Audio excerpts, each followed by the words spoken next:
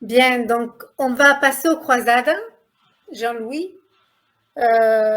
combien de temps ont duré les persécutions déjà? Sur les deux croisades, combien de temps ont duré les persécutions des Cathares, des 10 Cathares? Voilà, alors, en fait, les Cathares, dès qu'ils apparaissent, ils vont déranger l'ordre romain, donc ils vont être persécutés. Tu vois, en 1021, on en persécute, on en brûle à Orléans, on a des bûchers en Champagne, il y en a en Allemagne.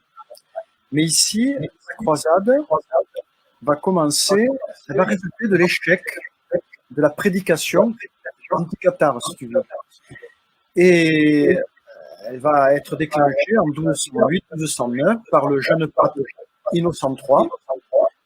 Et la croisade avait un but très précis, remplacer les seigneurs qualifiés d'hérétiques, c'est-à-dire qu'ils les toléraient, par des seigneurs qualifiés de catholiques.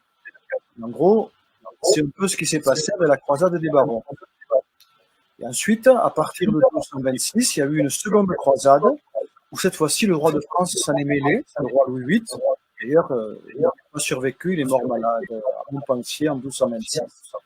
Et cette croisade, seconde croisade, aboutit finalement à l'annexion des terres languedociennes à la couronne de France, le rattachement, par le biais d'une sénéchaussée, celle de Carcassonne, Albi et Razès, et par le mariage du frère de Louis IX, Alphonse de Poitiers, à Jeanne, la fille de Raymond VII, du comte de Totus.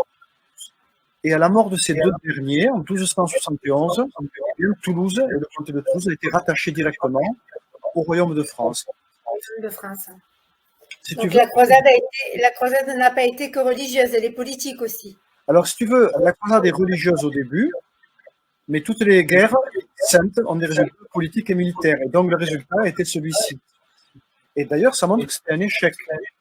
Parce que si dans la croisade, on a brûlé des milliers d'hérétiques dans de grands bûchers collectifs, quand la croisade est terminée, l'église dissidente est toujours bien vivante, mais elle a pris le maquis, elle est dans la clandestinité. Et pour la déraciner à ce moment-là, ce ne sera pas la guerre, mais ce sera la police religieuse, c'est-à-dire l'Inquisition dont nous allons reparler. Voilà.